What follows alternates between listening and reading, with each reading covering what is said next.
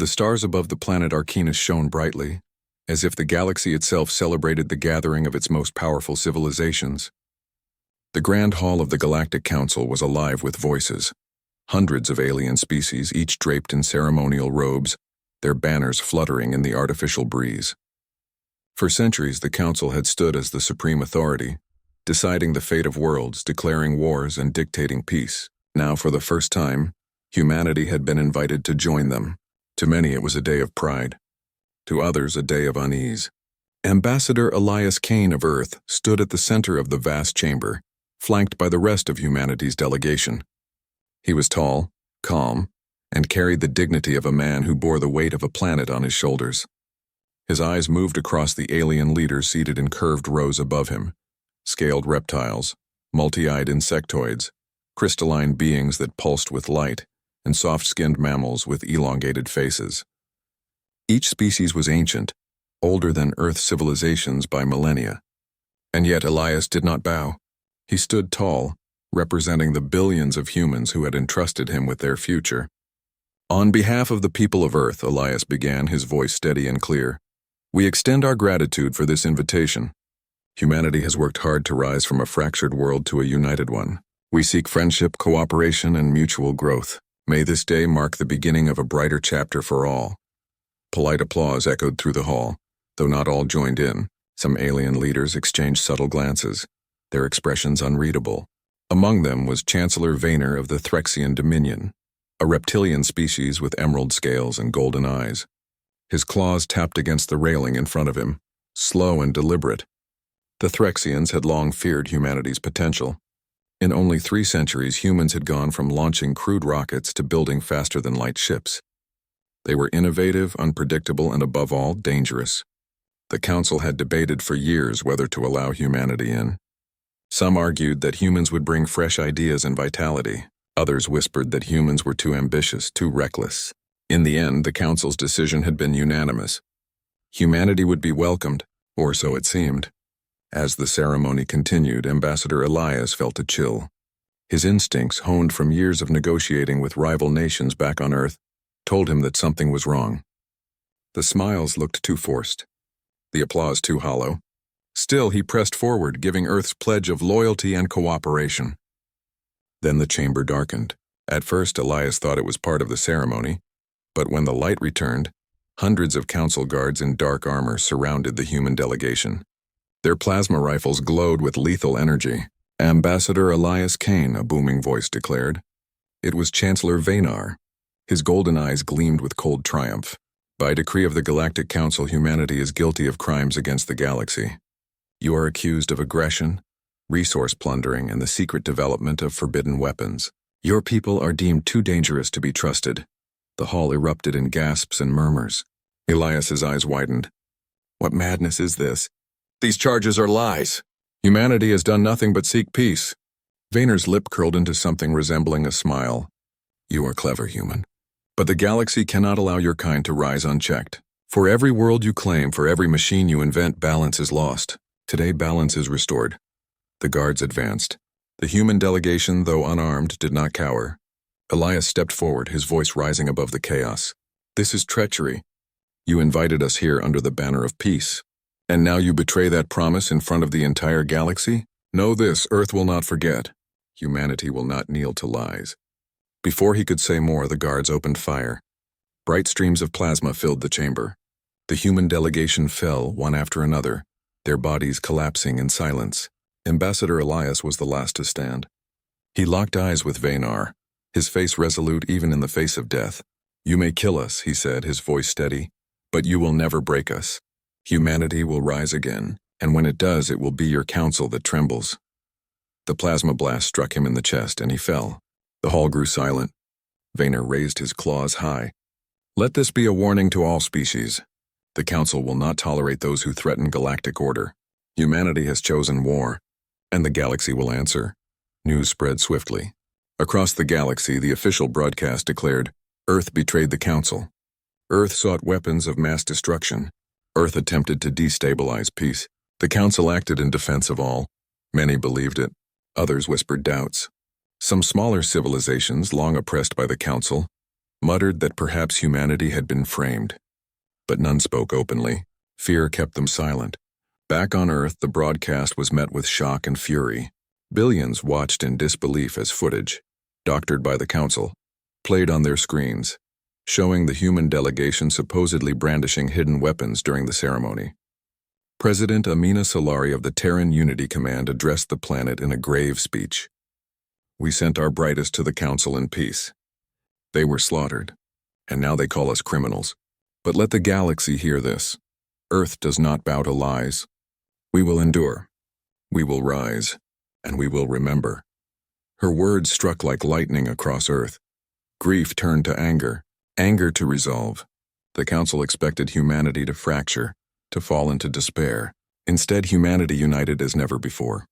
Far away in the quiet corridors of a Council station, two alien aides spoke in hushed tones.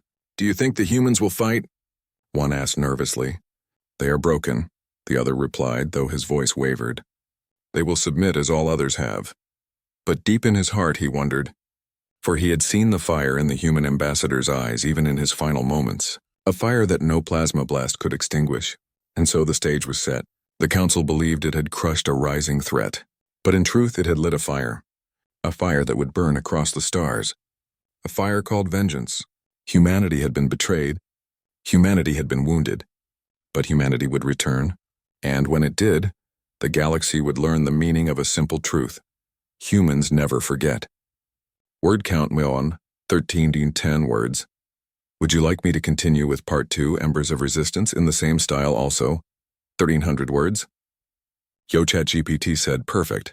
Let's move to Part 2, Embers of Resistance in 1300 words, written in third person, with simple, engaging English, and no violated content. Part 2, Embers of Resistance." The cities of Earth were silent the day the news reached them. From the megastructures of New Shanghai to the domes of New Lagos, from the frozen colonies on Europa to the desert bases of Mars, people watched the same broadcast. The Council's message declaring humanity guilty of crimes it had never committed. At first there was disbelief. How could it be true? The delegation had gone to the Galactic Council with open hands, not weapons. Mothers wept, children clung to their fathers, and soldiers clenched their fists as the images replayed. The false recording of humans raising guns, the carefully edited scenes showing a plot that never existed. But soon grief gave way to anger.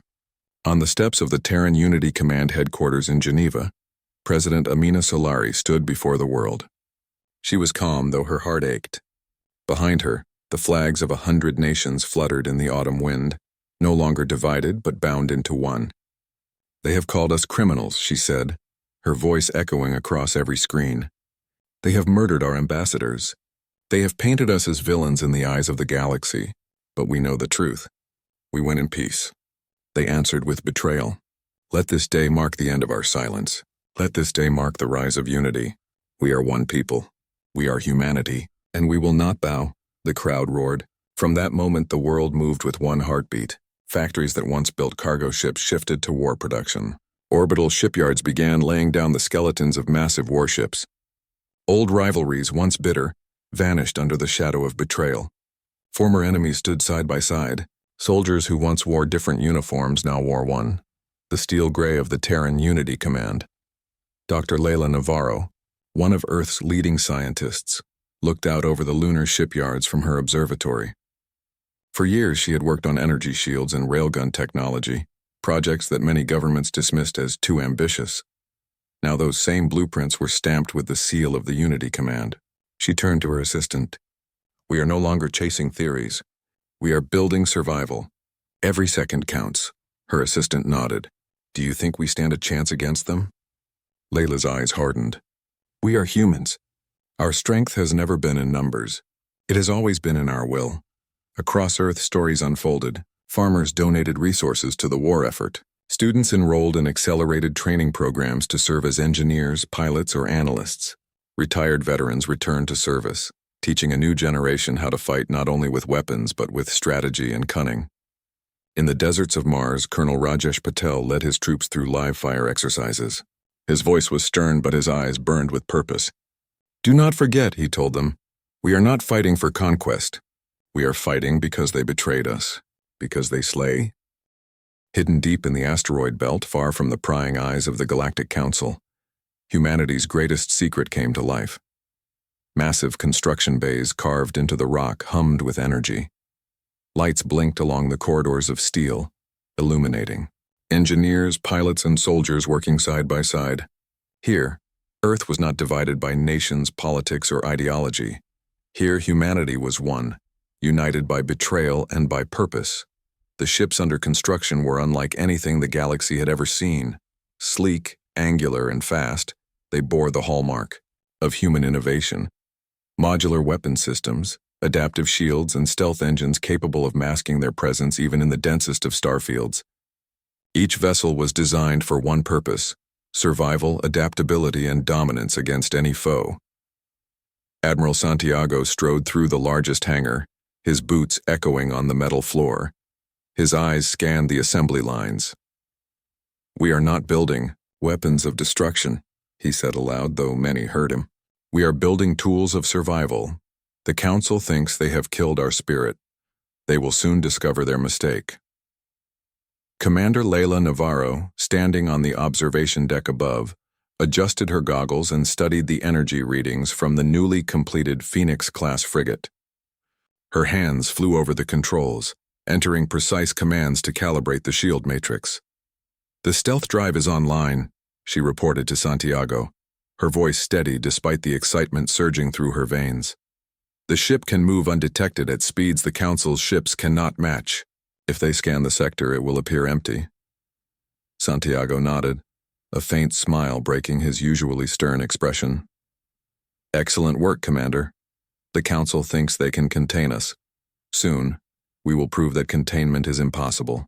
While Earth and its colonies raced to finish the fleet, scouts moved through nearby star systems observing Council patrols. Humanity was not naive. They understood the scale of their enemy, the vast resources the Council could bring to bear. But intelligence gathered by these scouts revealed cracks in the Council's confidence. Some alien species whispered of doubt, and fear began to ripple through even the most loyal Council fleets. Captain Arik Tran, commanding a small reconnaissance vessel, transmitted his report back to Earth. "Council patrols are tighter than ever, but their formations are predictable. They expect us to act cautiously, to wait. We do not plan to wait." Back on Earth, the leadership studied Tran's data. Charts were drawn, strategies debated, and simulations run. Unlike the Council, which relied on long tradition and rigid rules, humanity's approach to battle was dynamic. Strategies evolved minute by minute, adapting to unexpected circumstances. Where the Council saw a threat and applied a fixed response, humanity saw opportunity and innovation. The first strike of the Vengeance fleet came quietly. A small human squadron, only 10 ships, slipped through the shadow of an uncharted asteroid field near the outer rim of the Council's supply lines. Their mission was simple: sabotage. The Council's logistics convoys were heavily guarded, but even their best defenses could not predict the unorthodox maneuvers of human pilots. Lieutenant Mara Chen, piloting one of the stealth frigates, felt the familiar thrill of danger as her ship glided silently through the darkness. The convoy appeared ahead, massive and cumbersome. Council cruisers patrolled the sides, but Chen's sensors identified weak points in their formation. "Engage the disruptors," she commanded. Explosions erupted as energy pulses disabled the convoy's engines and communication arrays. Within minutes, the supply vessels were adrift, scattered across the void. No lives were lost unnecessarily. Humanity had perfected surgical strikes. Chen transmitted back to Earth. "Mission complete. Council forces compromised. They will feel our presence." The message, simple and brief, sparked celebrations in hidden command centers across the solar system. Humanity had struck first, and without being detected until the last possible moment. In response, the Council panicked. Reports of sudden, unexpected sabotage reached Chancellor Vaynar, who had assumed humanity was weak and fearful. His officers argued heatedly, each suggesting stronger and more destructive countermeasures. "The humans are small in number," one officer shouted. They cannot challenge us. Vaynar's golden eyes glinted with fury. Do not underestimate them. Their audacity is dangerous. If we do not act decisively, they will grow stronger. Send reinforcements. Crush them completely. But even as he spoke, unease grew among the council fleets. Some commanders questioned the wisdom of chasing an enemy that seemed to appear from nowhere, strike, and vanish. The humans were unpredictable. They did not follow patterns. They did not conform to the expectations of the galaxy's oldest powers. Back on Earth, morale soared. The first success of the Vengeance fleet inspired not only soldiers and engineers, but ordinary citizens across the colonies. Propaganda had once claimed humans were weak, fragile, and incapable of shaping the galaxy's destiny. Now humanity knew the truth. They were cunning, resilient, and united. President Solari addressed the fleet from Earth's command center. Her image appeared across all colony screens. Today our fleet has shown that even against overwhelming odds humanity can prevail. Our ancestors survived plagues, wars, and famine. We have faced extinction before, and once again we rise. Let the Council know.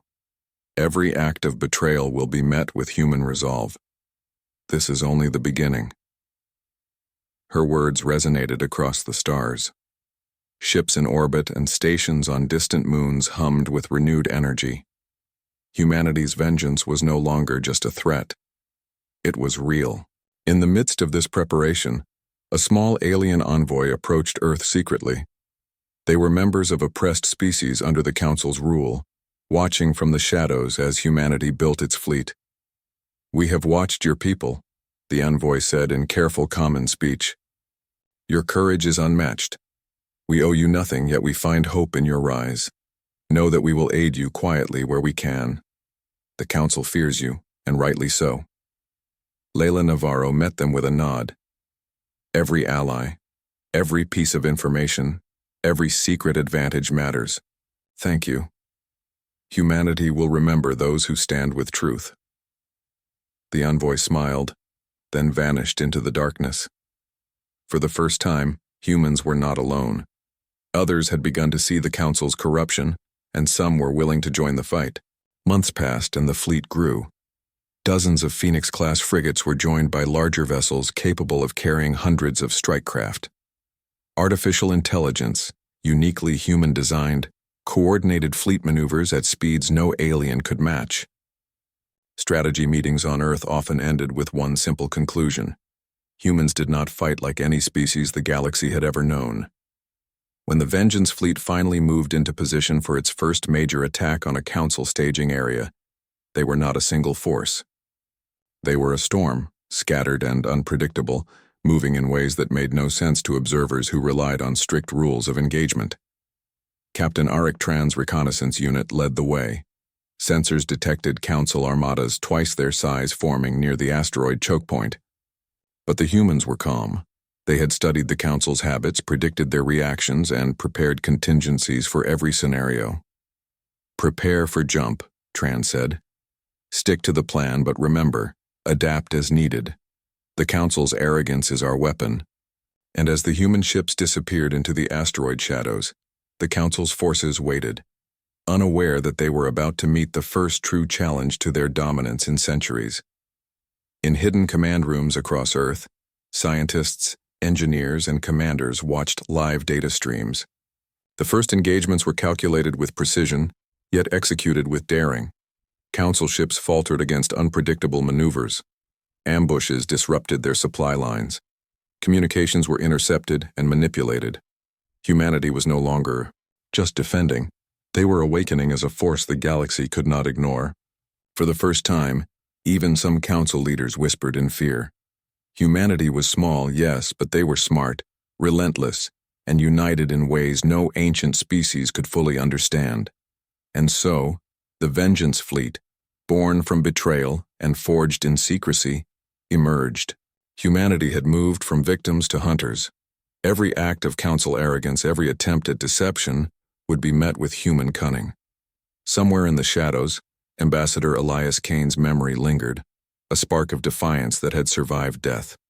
And across the stars, one truth became undeniable. The galaxy would soon learn that humanity did not simply rise. They adapted, they innovated, and they would not be denied. Word count. 305 words. I can continue with Part 4. Fire across. The stars next.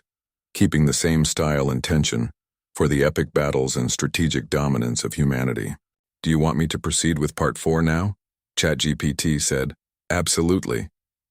Here's Part 4. Fire across the stars in 1300 words. Third person, simple English, fully engaging, and safe content. Part 4. Fire across the stars. The void of space had never seemed so alive. Stars glimmered coldly as the Vengeance fleet emerged from hidden jump points, a silent storm ready to strike. Hundreds of human ships, from sleek Phoenix-class frigates to heavy assault carriers, moved in perfect synchrony. Humanity's engineers and strategists had built more than ships. They had created unpredictability. The Council would soon reel. The final battle was approaching. Beyond the edge of the Venar expanse, the core worlds of the Galactic Council shimmered like jewels, symbols of centuries of unchallenged authority. From their orbit, the Council's capital planet appeared serene, but within, panic gripped the leadership. For the first time, a species they had long dismissed as young and weak now threatened the very heart of their power. The Vengeance fleet, poised in hidden positions near the outer rim, prepared for the ultimate strike. Hundreds of human ships moved silently through the void, engines masked, weapons calibrated, and minds focused. Humanity had spent years preparing for this moment. Every ship, every pilot, every tactic had been honed for one purpose: to ensure that betrayal would never go unpunished. Admiral Santiago, standing on the bridge of the flagship Aurora, addressed his captains. His voice was calm, yet carried the weight of history. Today we fight not only for Earth but for every world the Council has oppressed. We strike not for conquest, but for justice. Remember, the galaxy underestimated us once. They will not underestimate us again. Captain Marachen's voice came over the comm. All systems ready, Admiral. Fleet is in position. Enemy sensors still show only a fraction of our presence. Santiago nodded. Good. Begin the first phase. Keep formation tight, but remember, adapt, innovate, and strike where least expected. Let them realize too late that they cannot predict humanity. The first phase of the assault targeted the Council's orbital defense stations. These massive installations, armed with plasma cannons and interceptor drones, had never failed to repel intruders. But humanity approached differently. Ships moved in silent arcs, using asteroid shadows and advanced stealth systems. Marachen's squadron targeted shield generators, while AI-guided drones disabled communications and sensor arrays. Within hours, several stations were neutralized without loss of life. The Council, caught off guard, scrambled reinforcements. But the Vengeance fleet had already moved to the next phase, a surgical strike on key military command hubs. On the surface of the capital planet, Chancellor Venar paced his council chamber. His golden eyes flicked between view screens showing the human fleet's movements. They should not have come, he growled. They are few in number. They cannot possibly hold against our main armada. Valrin Kos, his most experienced admiral, shook his head. Chancellor, these humans are unlike any species we have faced. They do not fight as we expect. Their unpredictability, their unity, we cannot anticipate their strategy. Venar's clawed hand clenched in frustration. Then we destroy them completely. Every ship, every installation, obliterate them, no mercy. Let humanity regret the day they defied the Council. But even as he issued orders, subtle panic spread among the officers. The Vengeance fleet's tactics were flawless, and their strikes precise. Council communication lines were jammed, reinforcements were misdirected. Humanity controlled the battle before it had fully begun. Meanwhile, back in Earth's command center, President Amina Solari addressed the fleet via secure channel. Remember, every life counts. We fight with intelligence and ethics. But do not underestimate the necessity of force when justice demands it. Today humanity takes its place among the stars, not as a servant, not as a pawn, but as a guardian of freedom and truth. Her words inspired not just the human crews but also scattered alien allies who had secretly joined the fight. Small fleets from oppressed species flanked the Vengeance fleet, creating confusion and forcing Council forces to divide their attention. The decisive moment came near the capital world's orbital citadel, the heart of the Council's power. The Vengeance fleet had saved its greatest weapon for last, the Stellar Lance, a massive energy weapon capable of harnessing the power of a nearby star. Dr. Layla Navarro oversaw the final calibration, her hands steady despite the magnitude of their creation. "This weapon is a promise," she said to Admiral Santiago. "Not of destruction for the sake of it, but of what happens when betrayal meets resolve." The Council underestimated humanity. They will learn the cost of arrogance. Santiago's expression was resolute. "Let it be a reminder. Humanity forgives only when it must. Otherwise, we do not forget." As the Council's main armada closed in, the Stellar Lance activated. A beam of pure stellar energy arced across the void, striking the primary orbital fortress. The impact was precise, fracturing defensive shields and immobilizing massive cannons. The Council fleet recoiled, scrambling to respond, but the Vengeance fleet was already moving through the gap, exploiting weaknesses with calculated strikes. Captain Mara Chen's frigate led the charge. Her squadron darted between massive warships, disabling engines and critical systems. "They never expected this," she reported. "Every move we make, they are reacting too late. Keep pressure, constant." Within hours, the Council's orbital defense was crippled. Human and allied ships continued their advance, systematically dismantling the command structures while minimizing civilian casualties. The galaxy watched in awe as what once seemed invincible fell to a species they had dismissed. Inside the Council chamber, panic reached its peak.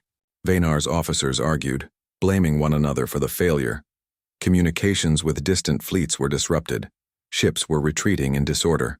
The once mighty Council, united for centuries, now teetered on the edge of collapse. Vaynar himself, realizing the truth, clenched his claws in fury. We underestimated them. This cannot be. No species has ever dared," Valren Kos interrupted. "Chancellor, it is too late to fight conventionally. They have surpassed us. We may yet survive if we surrender on our terms." Vaynar stared at him, disbelief mingled with rage. But deep down he knew it was true. Humanity's ingenuity, courage, and unity had broken the Council's chains of control. On the surface of the capital planet, Earth's representatives prepared for the final negotiations. President Solari transmitted a secure message to the remaining Council leaders. The Council tried to betray humanity. They attempted to destroy our people and manipulate the galaxy against us. Humanity forgives only when necessary, but we will not tolerate treachery. We demand freedom for every oppressed species, the dismantling of the corrupt Council, and recognition of Earth as an equal member of galactic governance. Refuse, and your remaining forces will face consequences you cannot survive. The message was firm, yet measured. Humanity had demonstrated power, but restraint. It was a signal that their goal was justice, not conquest. After tense hours of deliberation, the Council capitulated. Orders were sent to cease all hostilities. Council fleets retreated or surrendered. The core worlds, once symbols of absolute authority, now recognized humanity as a legitimate and equal power in the galaxy. Across the stars, alien species celebrated quietly. Those who had suffered under the Council's rule began to dream of freedom. For the first time, the balance of power shifted, not through fear but through courage, unity, and innovation. On the bridge of the Aurora, Admiral Santiago looked out at the Council worlds. "It is done," he said softly. "We have proven that betrayal does not end humanity. It awakens it." President Solari appeared on the communication link, smiling with quiet satisfaction. "This is the beginning of a new era, one where the galaxy will remember the lessons we have taught, not through fear, but through strength guided by justice." Captain Mara Chen watched the stars, feeling the weight of the victories and losses. "We fought with honor," she said, "and the galaxy will never forget humanity again." Humanity did not conquer. Humanity did not destroy unnecessarily. Instead, they reshaped the galaxy's understanding of what it meant to be strong, to be clever, and to be united. They freed those who were oppressed, dismantled the Council's corrupt power structures, and established a new era of interstellar diplomacy, one in which Earth's voice would carry weight, and humanity's principles of innovation, courage, and unity would guide the stars. And somewhere in the void, the memory of Ambassador Elias Kane lingered. The fire he had ignited in the hearts of humans had grown into a storm, a force that the galaxy could no longer ignore.